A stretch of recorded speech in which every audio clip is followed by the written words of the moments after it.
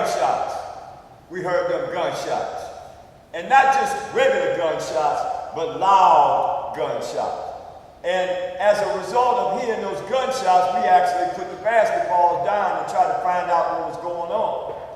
And across the grass coming from Wade Park area of Auburndale were 3 young men with rifles.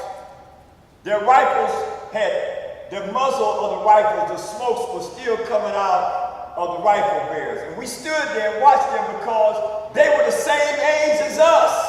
I was 16.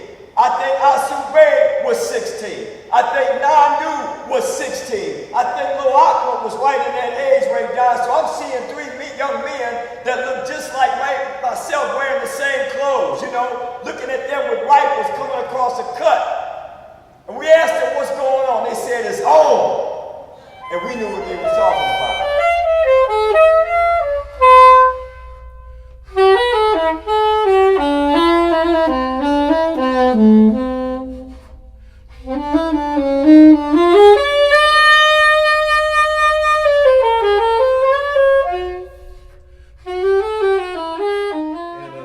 National Guard pointed a submachine gun at me and said, "Where are you going?"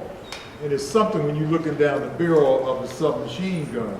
And I told him I was going down to the hospital to work, the 11 to 7 shift. And he said, "Don't you know that there's a curfew, boy?" And I didn't know, so I said no. So at that point, everybody started to break and leave the campus. I got up on Euclid and Ford, which is right down here with a couple of young brothers, because we had to go back to the southeast side of town, if y'all know what I'm saying. And a police officer drove up in a police car while we were standing there and pointed the gun at us and got ready to shoot. The only reason why he didn't shoot because there were so many Caucasians standing around NORMA on the corner of Ford and Euclid that he didn't shoot the gun. But he hollered at him, "I'm gonna get you niggas."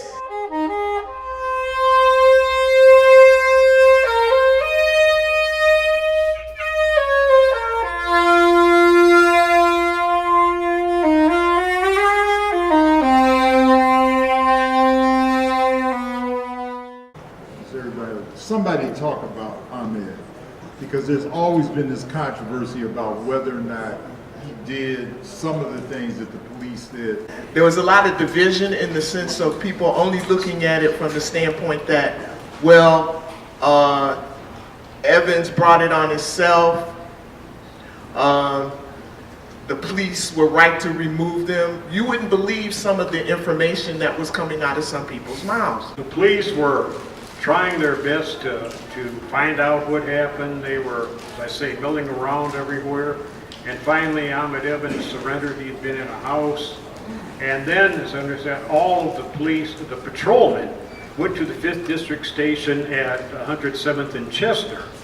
They met in the basement. They said their organization, the Fraternal Order of Police, wasn't representing the patrolmen well enough. They were as mad as they could be, and that's when the Cleveland Police Patrolmen's Association was organized to just represent the patrolmen.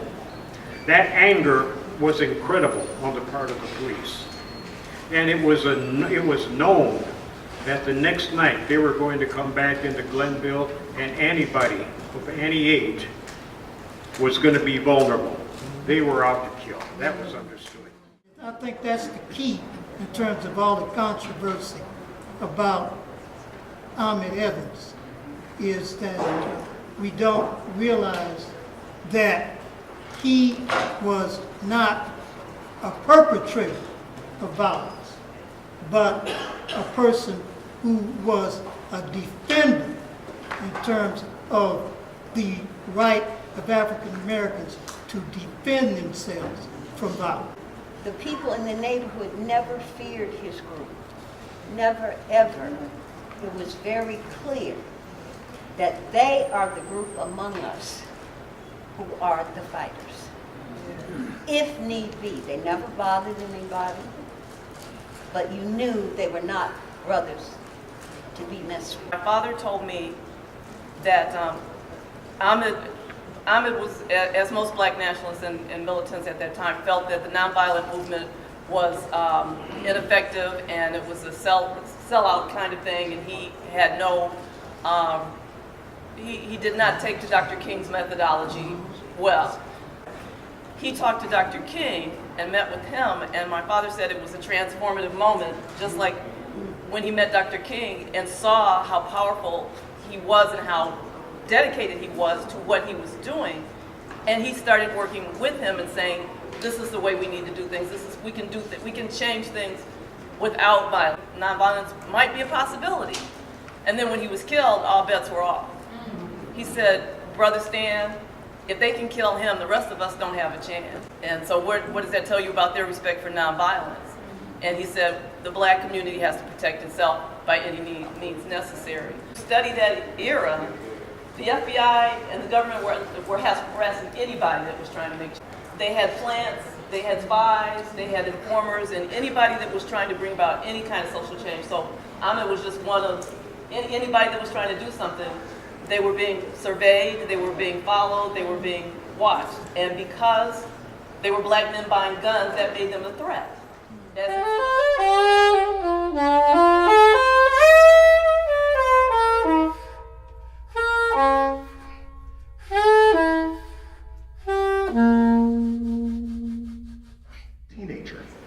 Young teenager. And in coming to it, there are a couple of things that you never capture in books. You can't capture the smell of what went on because it was charcoal fire.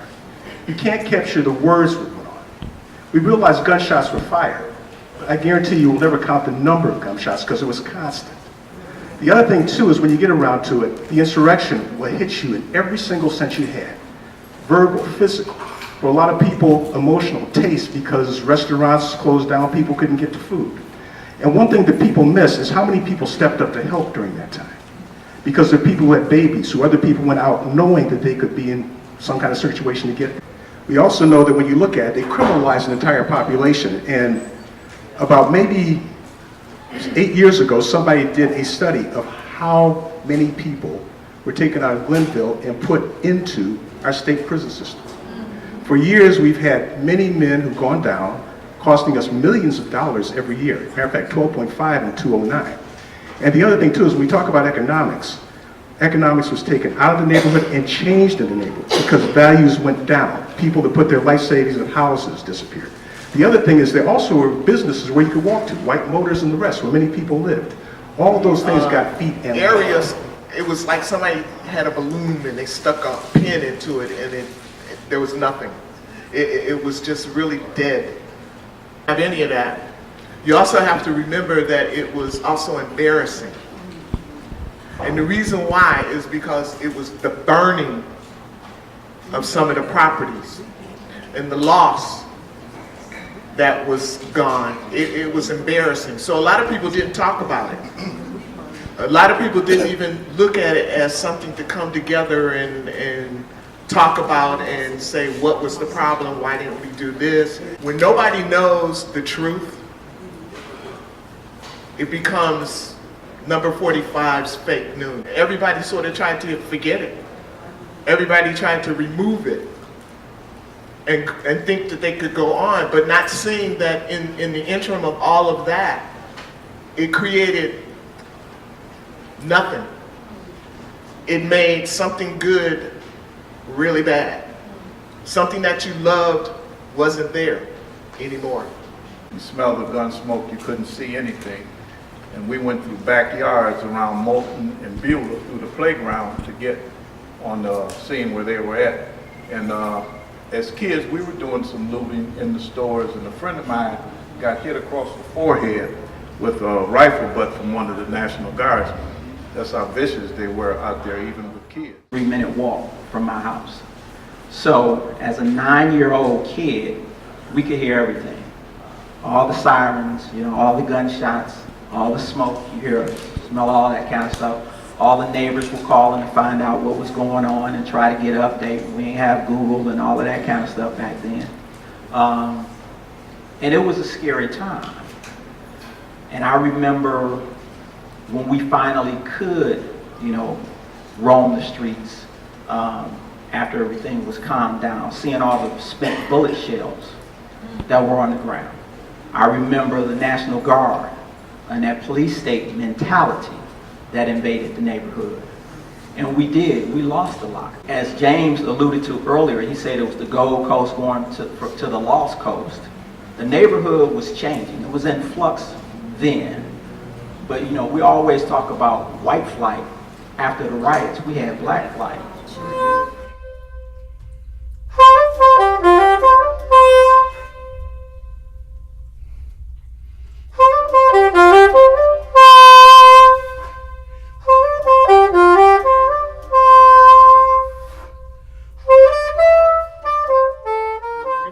Brother describes it well. However, the surrender took place.